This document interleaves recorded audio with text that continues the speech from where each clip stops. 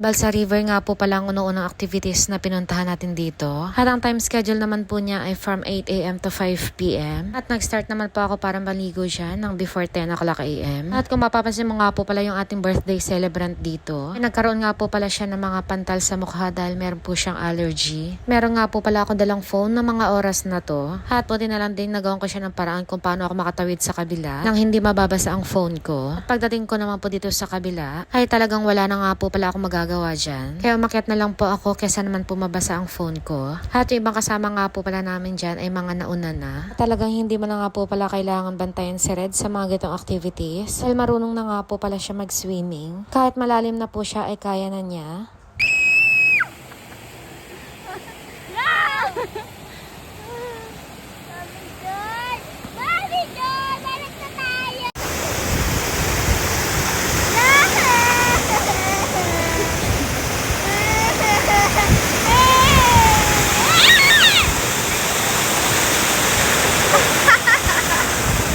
At ito na nga po pala yung pinakatuktok ng sliding ng Splash Island. Ang pangalawang activities na pinuntahan ko. At ito naman po ang pinakamagandang view.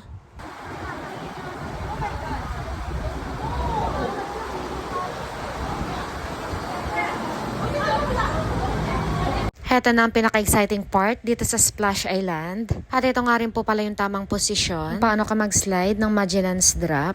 At nakakarami na nga rin po pala sila dito ng slide na ginawa. At hindi na nga po ulit ako sumama dyan dahil na-try ko naman na siya. At yung time naman po na pwede ka mag-slide dito ay from 11 a.m. to 12 noon. At yung next naman ay from 2:30 p.m. to 4 p.m.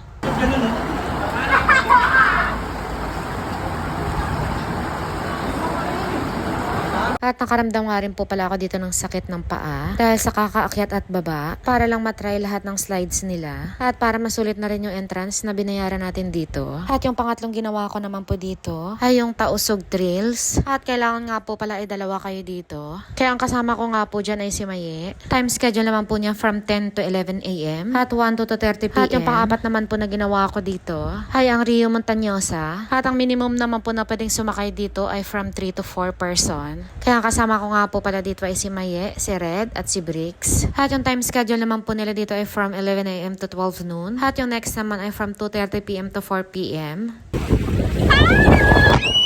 my God!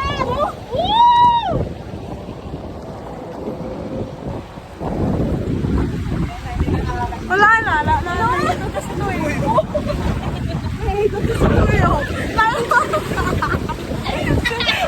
Si Red!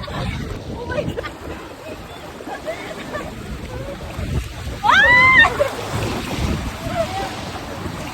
Oh, dito tingin oh.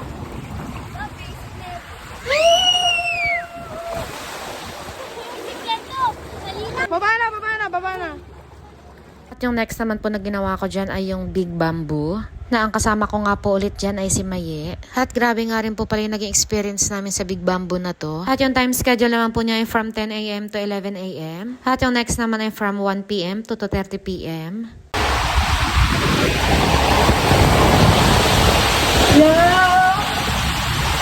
Ayun na! Sino?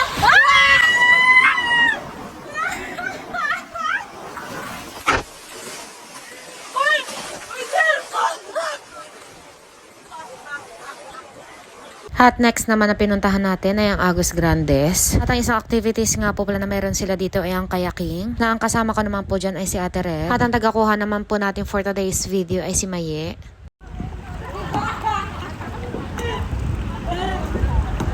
At yung next naman ay ang water wave. At ang time schedule naman po nila dito ay from 9 a.m. to 10:30 a.m. Next ay 1:30 p.m. to 2:30 p.m. At yung last na time schedule nila ay from 4:30 p.m. to 5 p.m.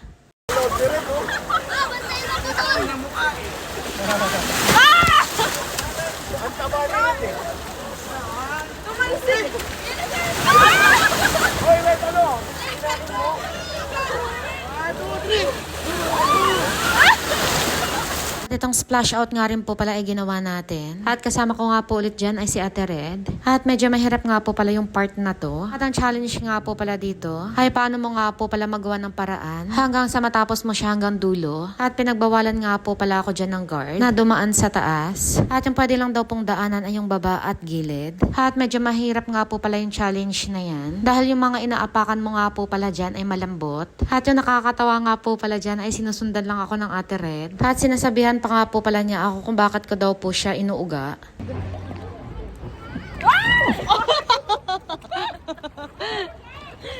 Saan ka na? Kaya mo pa dyan? Balik ka na. Wala na.